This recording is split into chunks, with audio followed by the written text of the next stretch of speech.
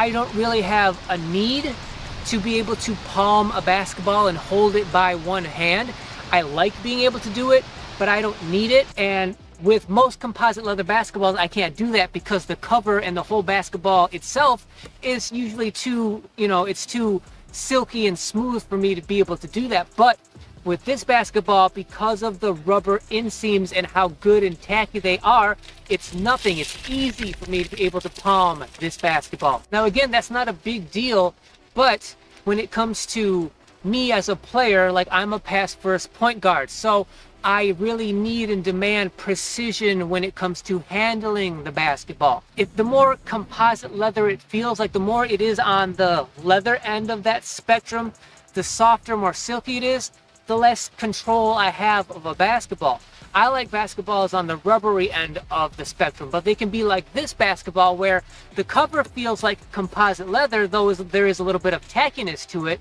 as long as the grip channels actually do what they're named for, which is they give you grip on the basketball. So as long as your fingertips are touching any part of this rubber inseam, you have very good, precise control of the basketball. That's very rare for traditional composite leather basketballs, even ones that are supposed to be on that rubber end of the spectrum. Now, as this basketball gets broken in over weeks and months, and the cover and the pebbling start to break down a little bit, as they're meant to and supposed to with composite leather basketballs, I don't know how that's going to affect the overall grip and feeling of the basketball, but as long as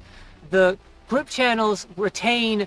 most of their grippiness and their tackiness, this ball is going to be very good when it comes to control, precise control of handling the basketball. I would assume that because this is a Spalding basketball and Spalding went out of their way to put these rubber tacky inseams on the grip channels of this basketball, that even when the inseams get broken in and broken down a little bit, they will still retain most of their stickiness and tackiness, giving this ball overall really good grip and really good control. Speaking of breaking down and breaking in the basketball, when we get to the durability, the overall lifespan of the basketball, because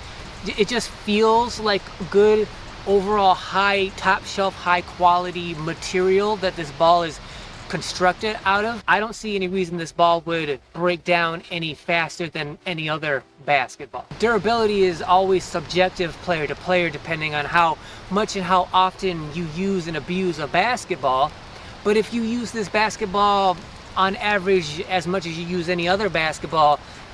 just assuming because of how good quality the entirety of the basketball feels, there's no reason to think this basketball is going to break down any faster than any other basketball. My assumption is that this ball is going to last you as long as any other composite leather basketball you've ever had. And durability is one of the biggest indicators of value, right? So the lifespan of the basketball is a very huge determining factor of like whatever amount of money you pay, is it worth the price, depending on how long the ball lasts you. Now, in October of 2024, this basketball is $37 on Amazon. In comparison, on average, the top tier, top shelf composite leather basketballs that fall like directly in the middle of that composite leather spectrum